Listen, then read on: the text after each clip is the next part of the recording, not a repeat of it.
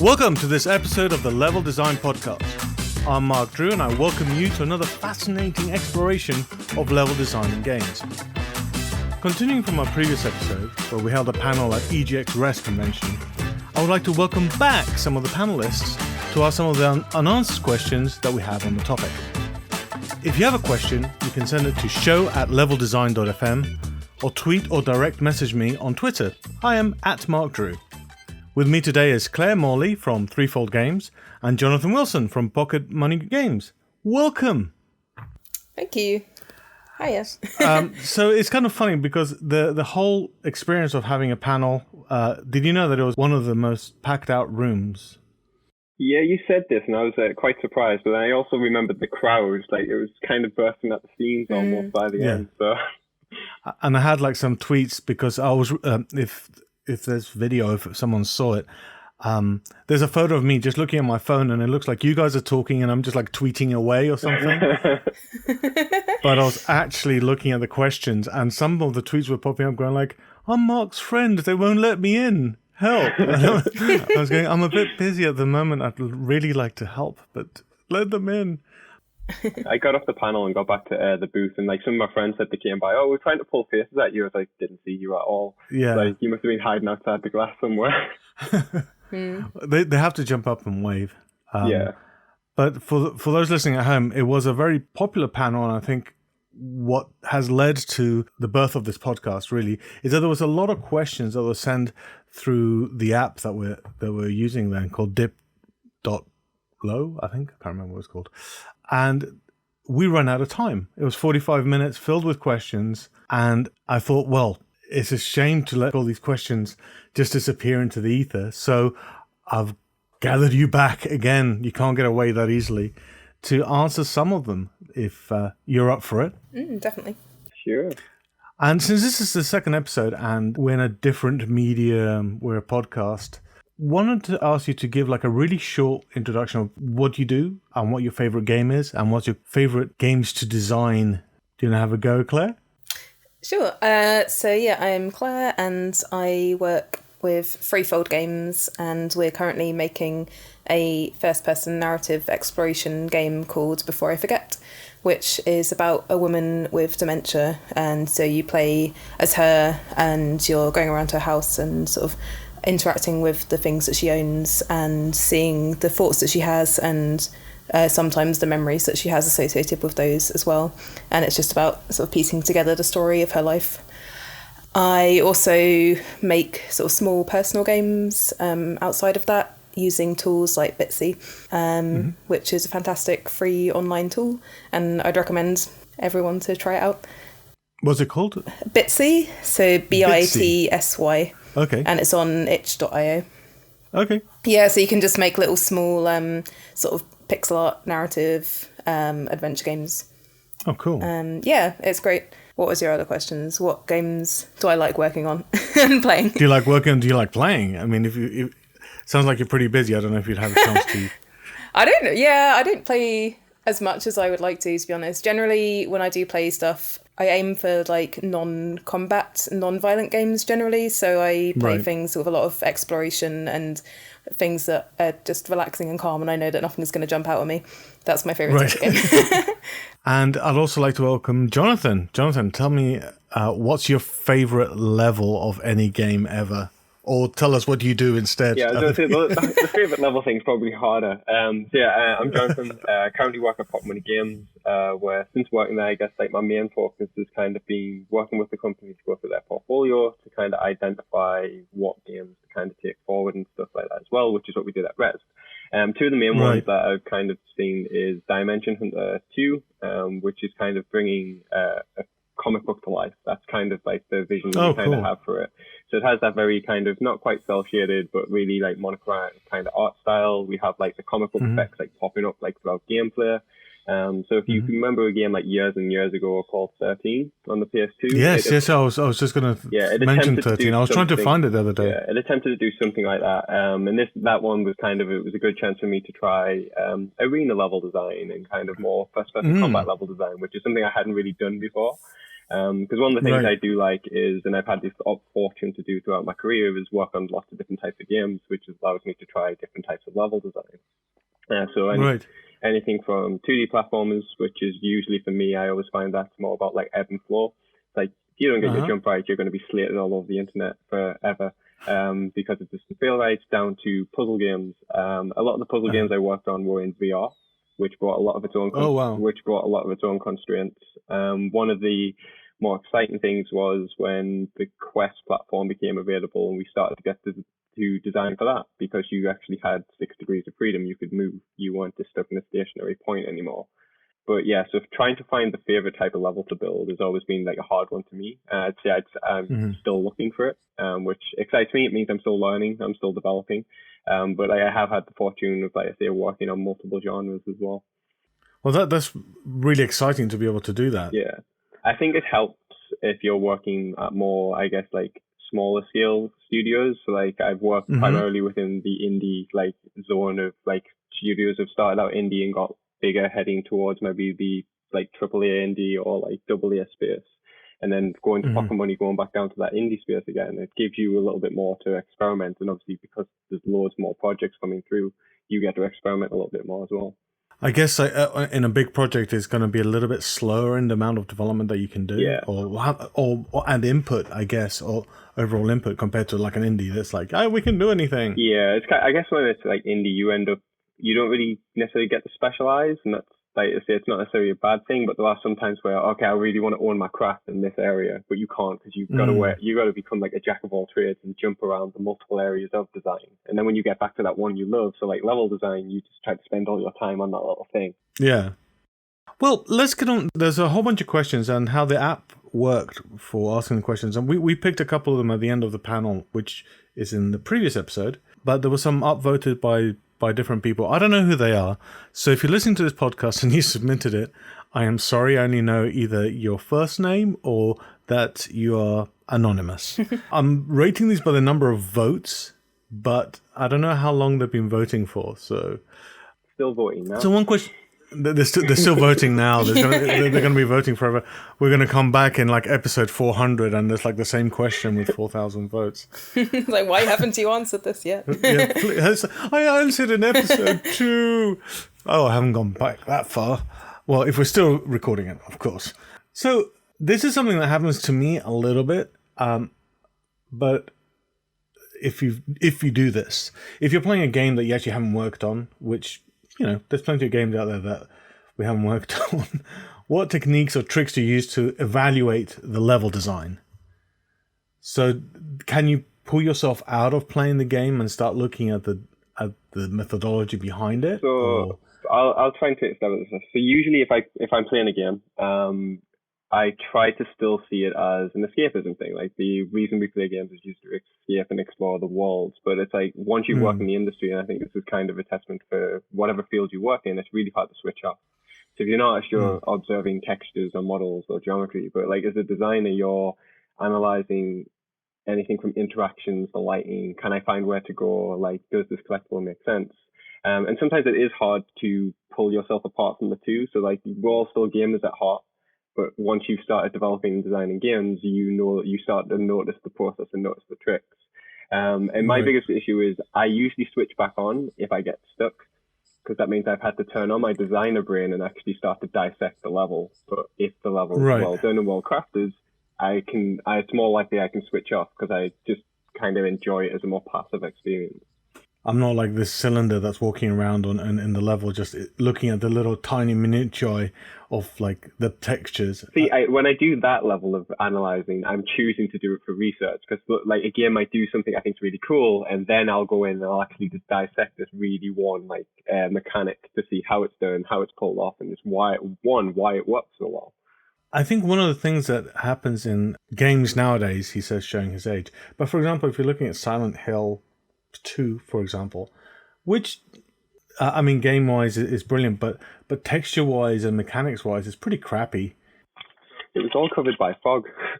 Yeah, exactly. It's all covered by fog. You know, low pixels, like muddy textures.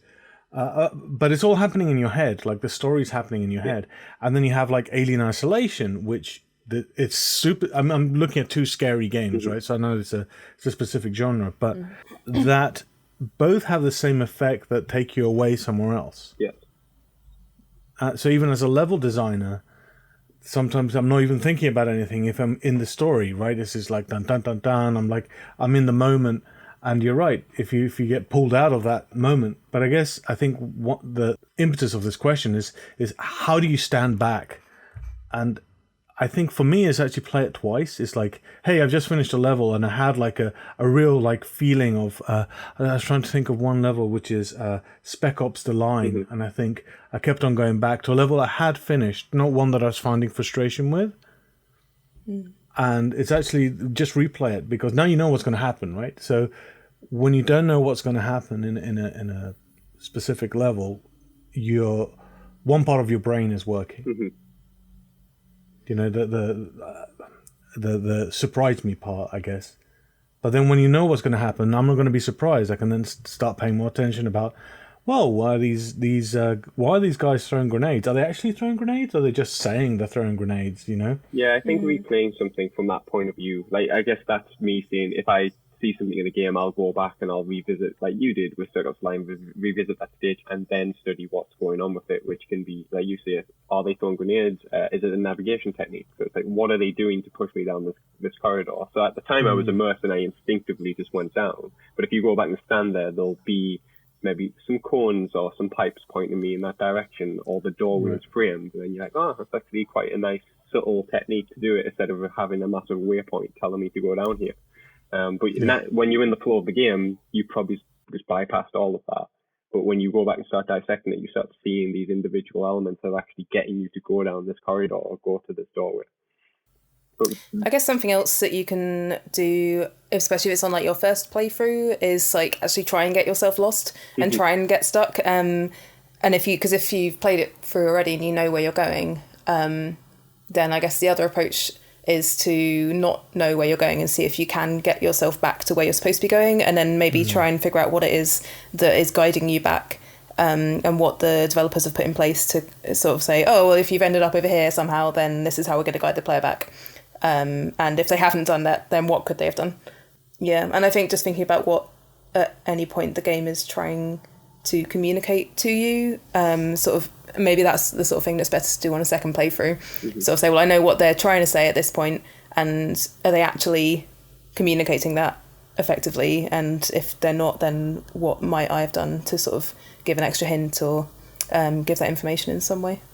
I guess going off the back of that, like kind of getting lost as well. Like when I play games now, like you'll obviously work out which way, you'll probably identify the critical path, right? You'll know you've got to go through that exit.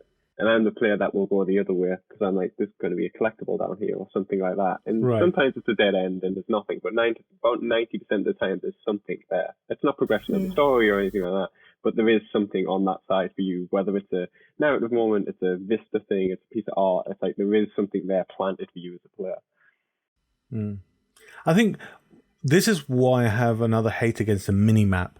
And this is I'm not going to do another presentation like covering like why I hate the minimap, but is that in level design and environment design, you do a lot of work to show the white areas, you know, the paths that people go, or in The Last of Us, the yellow areas. I mean, the white areas for like Lara Croft games, you know, you always have this white chalky stuff that, you know, you can climb and or the yellow bandage things and the path that you can go in, and then you just slap on a mini map. I've been playing Borderlands at the moment, and it's like, okay, it negates all of that.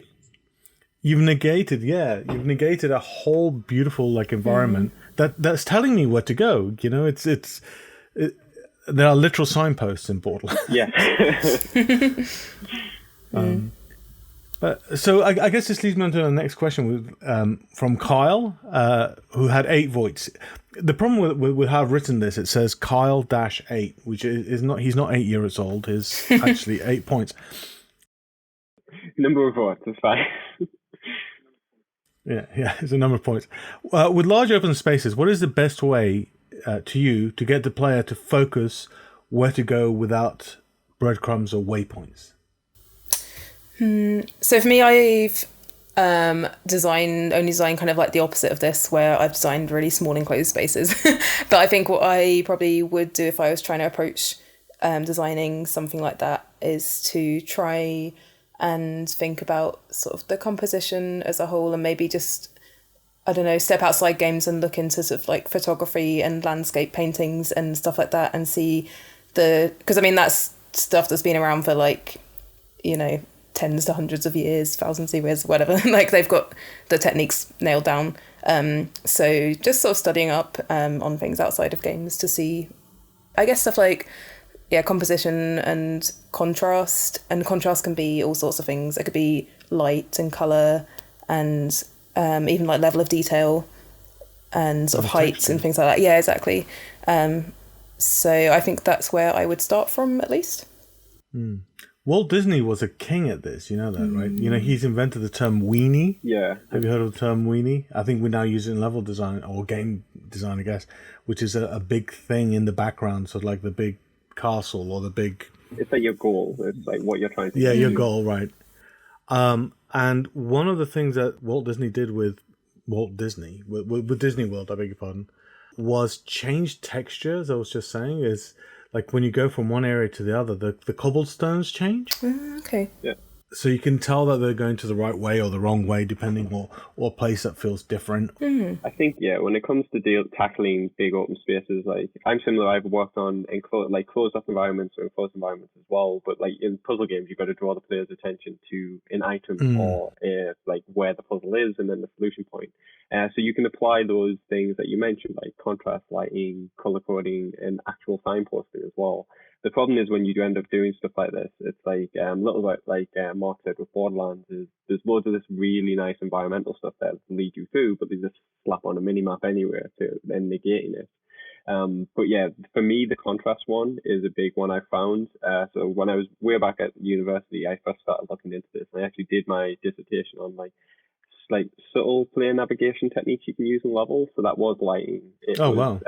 It was like using physical objects, or like pipes or something you might find in the natural world. And what I did was build a space, and it was once again an enclosed space, and it was just used like a combination of that with lighting, slight environmental changes as well as you progress through the space, and then question people on which ones they picked up on to get to the exit.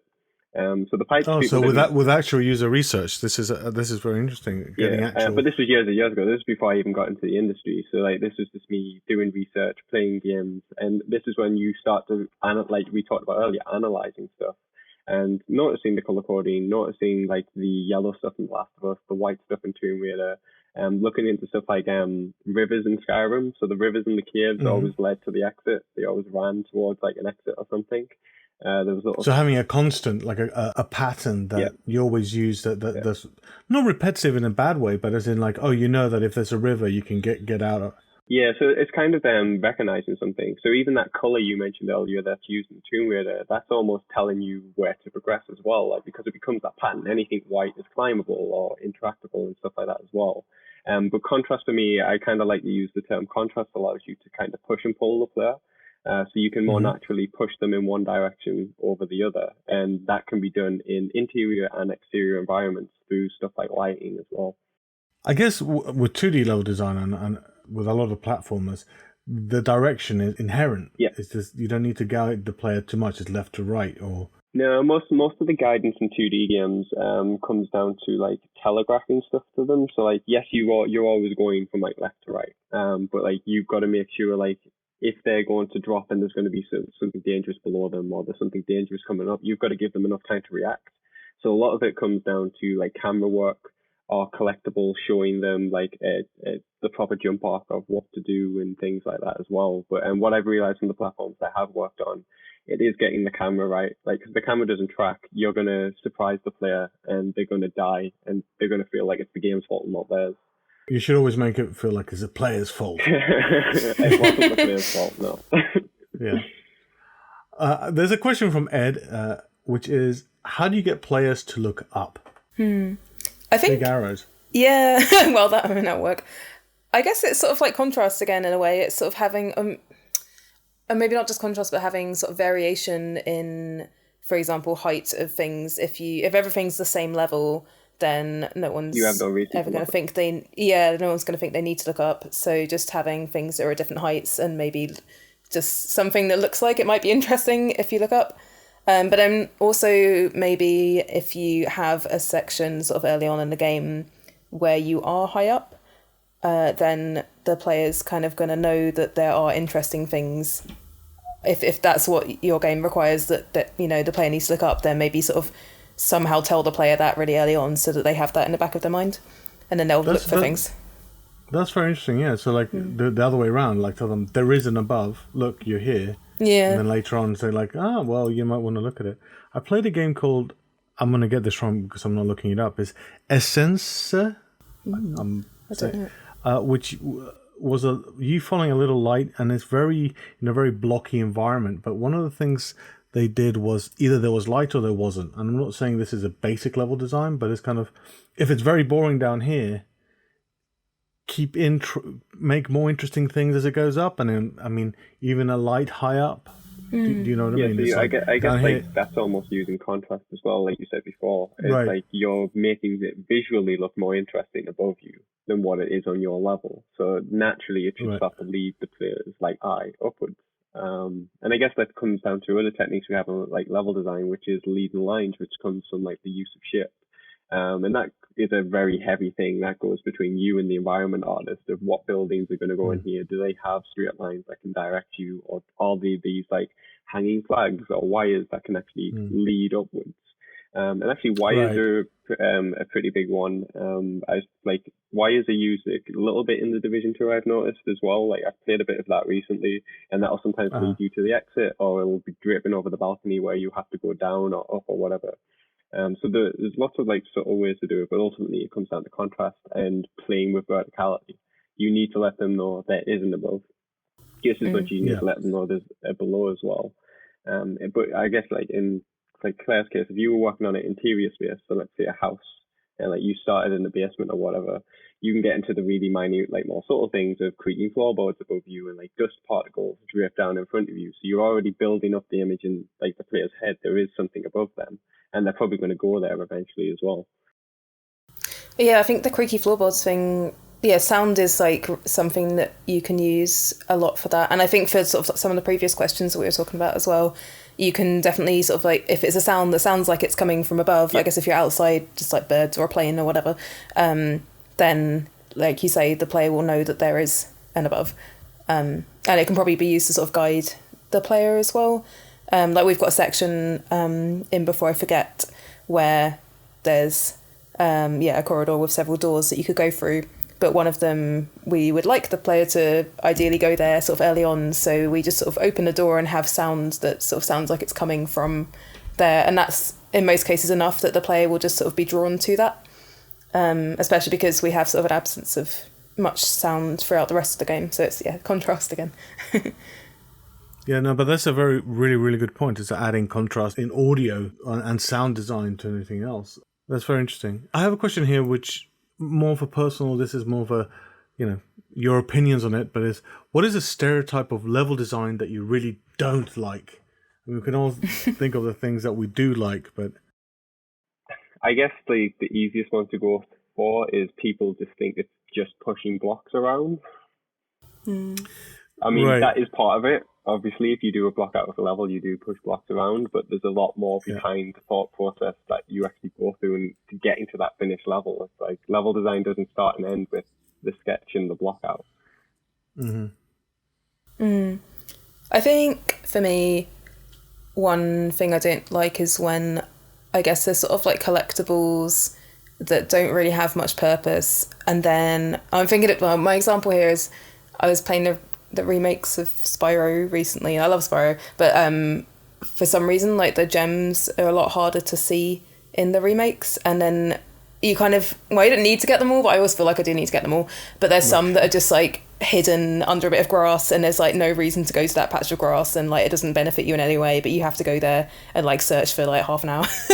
That was just my one experience of one level there, but I guess it's like leading you to a part of a level that has no purpose, I guess.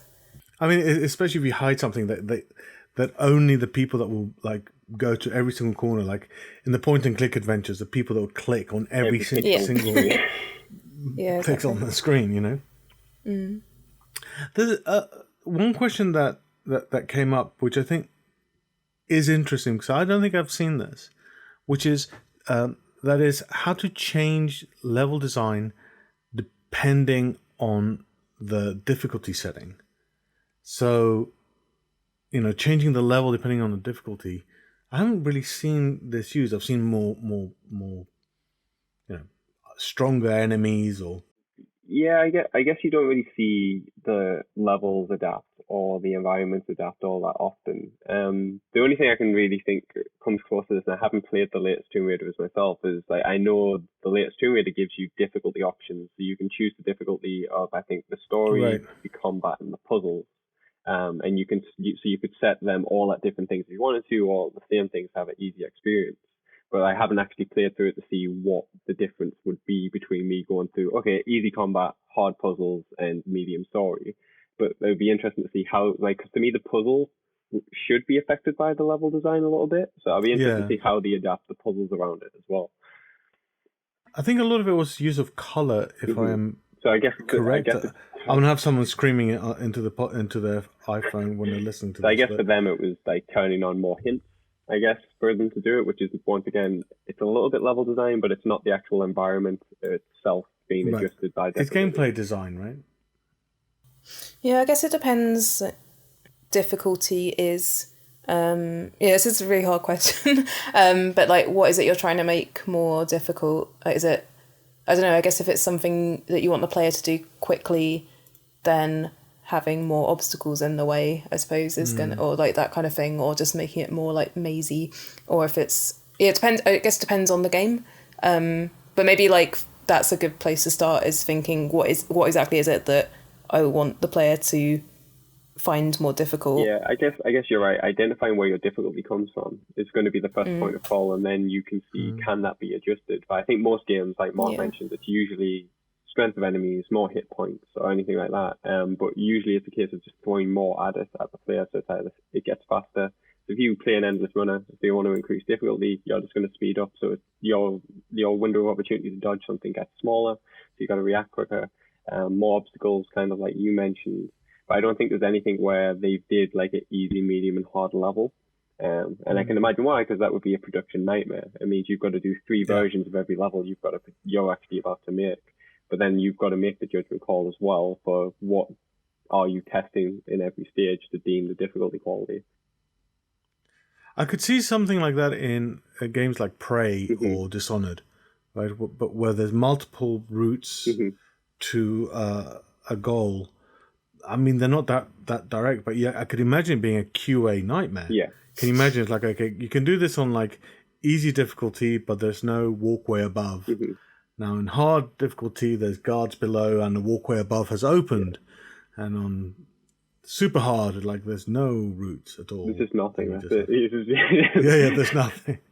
It's super hard. Yeah. You just can't get anywhere. I think it's an interesting one. I think that given that like accessibility in games is a big one right now, and that obviously doesn't just apply to difficulty, but I think it might be interesting to see how developers may look to address it going forward, and maybe whether we do start to see like level design that adapts to the difficulty as well, instead of it just being like an enemy or a gameplay scenario. It's the actual environment you play through.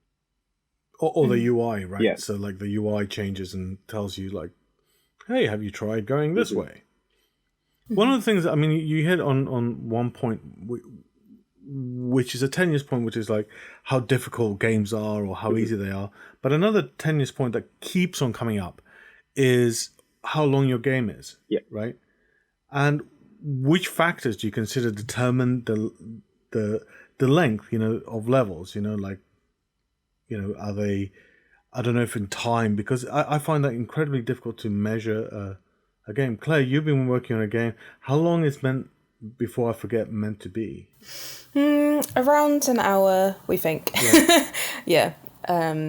You've seen people play it, so I. Sorry? You've seen people play it, so... Yeah, never the whole way through, though. Right. So we have a demo that's sort of around It depends how. I mean, I can play through the demo in about a minute, and then I've seen people play for it in like 15 minutes or something. I guess it depends. It's very dependent. I guess like the factors that you think about is sort of like what kind of experience the player's going to have. Is it like a contemplative game, like where you want to go slowly, but then people just experience things really differently, and some people will spend ages going around everything and looking at everything, and some people will just I mean, we've definitely had people play Before I Forget where you can see that they like the types of games they normally play are like FPSs where they you can see they're darting around looking at everything and just like missing all the bits that we were like designed for people to look at. So we were like, okay, well, we're taking that back. Here's a great effect about to happen. You've just left the room, dude. Yeah, exactly. So then you got to account for that because some people will play like that. But I don't know, it depends. I mean, personally, I get really put off by games that are really long, but obviously there is benefits to games that are really long as well in terms of just sort of that connection to the narrative and to the game itself. But I love short games. I mean, there's games that are like a minute or less that I've got so much out of. So yeah, I'm not really sure, to be honest. I think it's sort of thinking about why you want a game. Why does a game need to be a certain length to begin with? I think gauging game length has always been a tricky one, and it's definitely down to usability testing because, like Claire said, she could play through her level in a minute or less. But that's because you know the ins and outs, you know the layout, you put it together. So I did like a lot of trade shows, and that usually offers usability testing because a lot of the stuff I've worked on is being in development when we've shown it. And it's always interesting for me to see a level built that I've averaged out will take your average player maybe 3 minutes to complete. And that's like in a platformer. But once again, I can do it in about 60 seconds or less. But then you watch someone take 15 minutes to do a level was only supposed to take 3.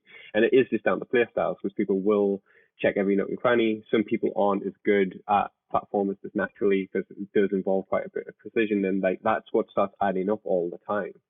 So it will fluctuate, and ultimately you would just need to do rigorous usability testing on every stage you did. But you'd have to ideally aim at your target demographic and like test against it all. But I think it's an average. Yeah, it's an average, and I always find it kind of weird that some games come back with like, we're offering you 60 hours of play, or it's like, well, I'm very slow at some games. Yeah, I don't have 60 hours to put into a game. Yeah. It's like, this is your job next week, Claire. You have to play this game. Play a game for 60 hours. Yeah. So, yeah, I mean, great job, but I guess you're doing a lot of QA. I mean, I can see some games like how do you measure that with, I'm not going to say Fallout 4, but Fallout 3? Yeah. Like, I remember like pouring hours and hours into waddling about the wasteland, right? Listening to that radio.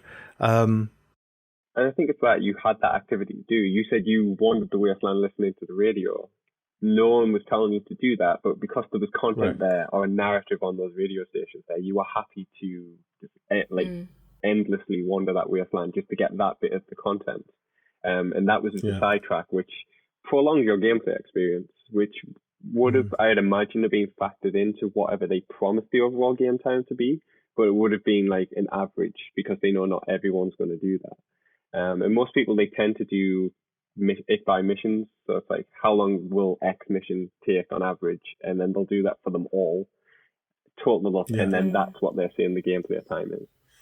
Yeah, I definitely think it's important to allow people to take as long as they want. If like with that example, because that wouldn't necessarily have been a good experience if you'd wanted to listen to that for a while and then had sort of, been penalised for it in some way, just sort of like something come in and be like, oh no, you've got to move on to the next bit now. So I think I guess that's something to factor into it is what do you do if a player wants to just sit and watch something for a while? Because like in the open world games like Fallout or like Skyrim or anything like that, usually the world is one of the selling points of being there, right? You're usually this almost faceless character that is going throughout this world, and you're learning about what it's like, what's happened, its own history. And some people just I know people who played Skyrim and read all the books. It's like, that's not necessarily what I'm going to do, but I imagine that would take hours, and that's not even doing any of the quests. There's just reading books in a virtual environment. I mean, can you download them on Kindle? I'm just asking. Friend. Possibly. One game, yeah, possibly, yeah. One game that I enjoyed doing nothing in was actually Mad Max. Don't Stone Me. It just like had beautiful environments. It had like sitting there in the desert, looking at the sun come down, and then like a storm would turn up. I still want I'm still curious about Mad Max. I do want to actually check it out because like all I saw was the open world game, had the car, and I was like, the thing that turned me off, open world game usually instantly rings alarm bells, and like that means I have to sink so many hours into it, and it's time I'm not supposed to have. So I didn't. Yeah, you could see how they've done it because there's a ton of collectibles about the old thing, and you do grind a little. But I don't know. They've done an environment that is just like so worth having a little drive in. I mean, play it however you want to play it, right? I mean, I'm not your dad. Yeah. I think that's an important thing as well. For games like Mad Max, as an example, I think the last game I can think where I played like that, where it didn't require hundreds of hours, but still required a little bit of a time investment, was Horizon. But I did like the way the world kind of unfolded. Like, despite the entire first zone being a tutorial, it was a very big tutorial area. But it was just once you getting out of that, just exploring the world, you went through different climates, different zones. You encountered different beasts, different monsters. You could go off into the mountains of your own accord and just like kind of hunt things. So in worlds like that, it is usually quite nice just to get lost and you just enjoy that moment, sort of thing. And a final question, and this is a toughie, and it's submitted by an anonymous reader because it's a tough question. How much does level design inform and influence core mechanics versus mechanics informing and constraining level design? So I ultimately say this boils down to kind of where you work, because if you work at a big studio and you're on the level design team, usually there will be some communication between the two.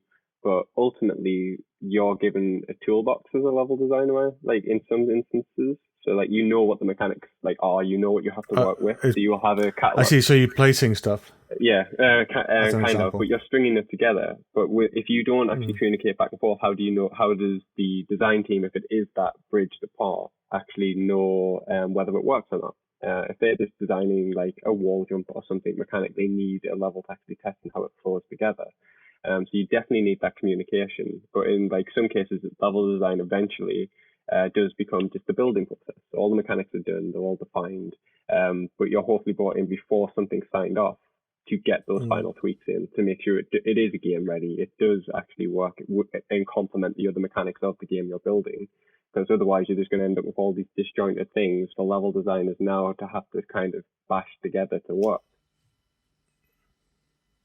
Yeah, I think they just sort of tie together. I mean, I don't think you can really isolate one from the other. And it's like you're saying, sort of, it will be an iteration and you'll tweak one. And well, it's exactly what you're saying, really. You know, you make changes in one and then that kind of make changes in the other. And I guess from an initial point, it's maybe what kind of game you are making to begin with. And some games you will focus more on mechanics from the start, and some games you will think about level design, perhaps if it's more of like an exploration game or that kind of thing. But then, I think it depends on the type of game, and also they will both just influence each other as the development is going on. Yeah, I think it depends on the type of game, obviously. I've made the mistake of doing parallel development of the narrative and the game mechanics. So we developed a whole bunch of different game mechanics, like zip lining, remote cameras. I'm trying to think of not the obvious game design, right?